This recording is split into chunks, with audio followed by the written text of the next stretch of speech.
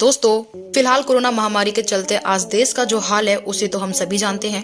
वहीं देश की राजधानी दिल्ली समेत पूरे देश में ऑक्सीजन की कमी को लेकर चारों तरफ हाहाकार मचा हुआ है। इसलिए प्रधानमंत्री नरेंद्र मोदी ने सबसे ज्यादा कोरोना वाले राज्यों के मुख्यमंत्रियों और स्वास्थ्य सचिवों के साथ महत्वपूर्ण बैठक की, जिसमें दिल्ली के सीएम अरविंद केजरीवाल ने सबसे पहले ऑक्सीजन की कमी का मुद्दा उठाया।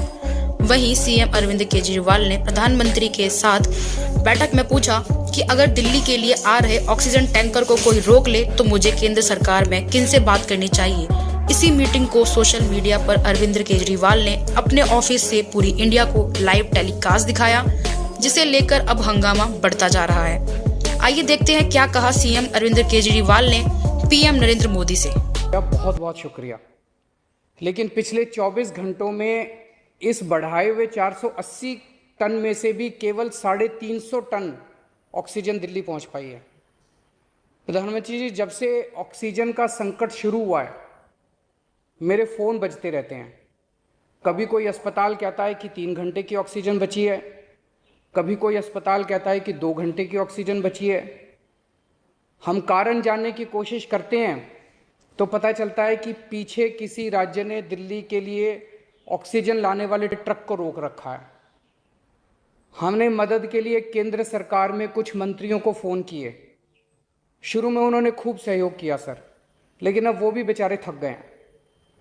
सर, देश के संसाधनों पे तो 130 करोड़ लोगों का अधिकार है ना। अगर दिल्ली में ऑक्सीजन की फैक्ट्री नहीं है तो क्या दिल्ली के 2 करोड़ लोगों को ऑक्सीजन नहीं मिलेगी? जिस राज्य में ऑक्सीजन की फैक्ट्री है, क्या वो दिल्ली की ऑक्सीजन रोक सकते हैं? ऐसे में हम क्या करें? सर, मैं आपका बेहद शुक्रिया अदा करना चाहता हूं कि आज आपने ये मीटिंग बुलाई है। बहुत सही समय पे ये मीटिंग बुलाई है। पर सर, मैं आज ये जानना चाहता हूं कि अगर आज या कल या किसी भी टाइम हमारे दिल्ली के किसी अस्पताल में अगर 1 घंटे की, आधे घंटे की, 2 घंटे की ऑक्सीजन बच जाए और लोगों की मरने की नौबत आ जाए तो मैं फ़ोन उठा के केंद्र सरकार में किससे बात करूं? सर, मैं ये जानना चाहता हूं कि अगर कोई राज्य दिल्ली के कोटे की ऑक्सीजन का ट्रक रोक ले तो मैं फ़ोन उठा के किससे बात करूं? हालत काफ़ी ज़्यादा गंभीर हो चुके हैं सर। हम अपने लोगों को मरने के लिए तो नहीं छोड़ सकते। हमें लोगों को ये विश्वास दिलाना पड़ेगा कि एक एक ज़िंदगी हमारे सबके लिए कीमती है। हम आपसे फिर से दिल्ली के लोगों की तरफ से हाथ जोड़ के अपील कर रहे हैं कि सर, तुरंत कोई कठोर और सार्थक कदम नहीं उठाया गया तो शायद दिल्ली के अंदर कोई बहुत बड़ी त्रासदी हो सकती है। मैं आपसे मार्गदर्शन चाहता हूं सर।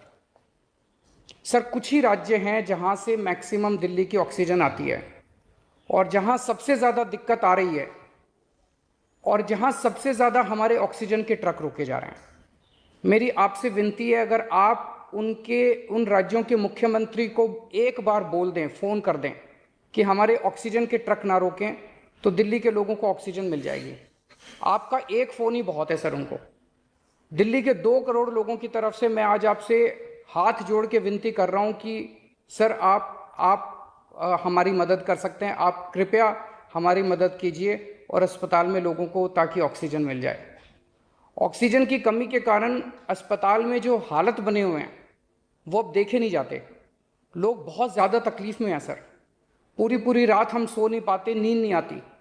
इनका मुख्यमंत्री होते हुए भी मैं कुछ नहीं कर पा रहा। डर लगता है कि ऑक्सीजन की कमी से कहीं कोई बड़ा हादसा ना हो जाए। ईश्वर ना करे, अगर ऑक्सीजन ना मिलने से कुछ अनहोनी हो गई तो हम सब कभी अपने आप को माफ़ नहीं कर पाएंगे।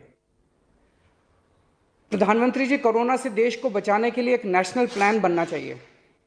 इस नेशनल प्लान के अंतर्गत देश के सभी ऑक्सीजन प्लांट्स को तुरंत आर्मी के जरिए केंद्र सरकार टेक ओवर करे। ऑक्सीजन प्लांट से निकलने वाले हर ट्रक के साथ एक आर्मी का एस्कॉर्ट व्हीकल रहेगा तो कोई उस ट्रक को फिर आगे रोक नहीं पाएगा। सर, दिल्ली का जो ऑक्सीजन का कोटा आपने बढ़ाया, हम उसके बड़े शुक्रगुजार हैं, लेकिन उसमें लगभग 100 टन ऑक्सीजन उड़ीसा और वेस्ट बंगाल से आनी है। हम परसों से, जब से कोटा बढ़ा है, हम कोशिश कर रहे हैं उस ऑक्सीजन को दिल्ली लाने की। मेरा आपसे निवेदन है कि यहाँ से ऑक्सीजन अगर हो सके तो हमें हवाई जहाज से उपलब्ध करवाई जाए और नहीं तो जैसा अभी बताया गया, आपका आइडिया है ऑक्सीजन एक्सप्रेस शुरू करने का, वो ऑक्सीजन एक्सप्रेस शुरू करके वेस्ट बंगाल और उड़ीसा से हमें ऑक्सीजन दिलवाई जाए।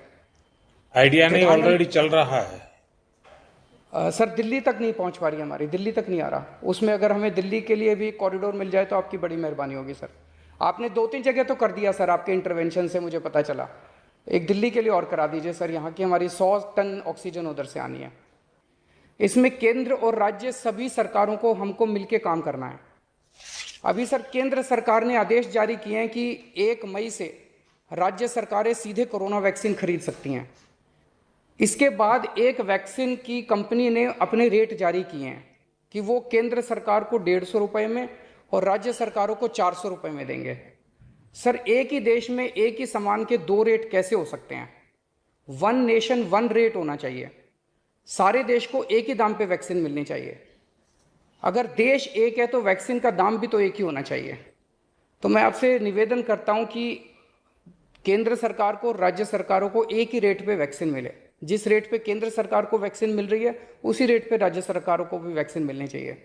ये हमारी जो परंपरा है, हमारे जो प्रोटोकॉल है, उसके बहुत खिलाफ हो रहा है कि कोई मुख्यमंत्री ऐसी इन हाउस मीटिंग को लाइव टेलीकास्ट करें। ये उचित नहीं है। ये हमने हमेशा संयम पालन करना चाहिए। ठीक है सर, इसका ध्यान रखेंगे आगे से। सर मेरी तरफ से कोई गुस्ताखी हुई है, मैंने कुछ कठोर बोल दिया, मेरे आचरण में कोई गलती है तो उसके लिए मैं माफ़ी चाहता हूँ।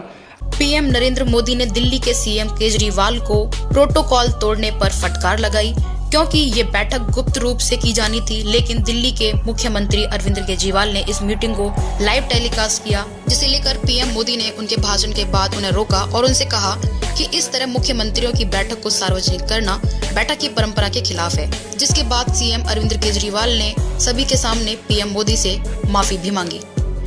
तो दोस्तों, उम्मीद है कि आपको अपने channel world adventure facts in India की इस वीडियो को देखकर बेहद मजा आया होगा। और साथ ही आपकी क्या राय है अरविंद केजरीवाल के इस तरह से बैठक को लाइव दिखाने को लेकर, आप हमें अपनी राय कमेंट सेक्शन में कमेंट कर जरूर बताएं। और साथ ही इसी तरह की वीडियोस को लगातार देखते रहने के लिए हमारे चैनल को लाइक, शेयर और सब्सक्राइब करना ना भूलें। धन्यवाद।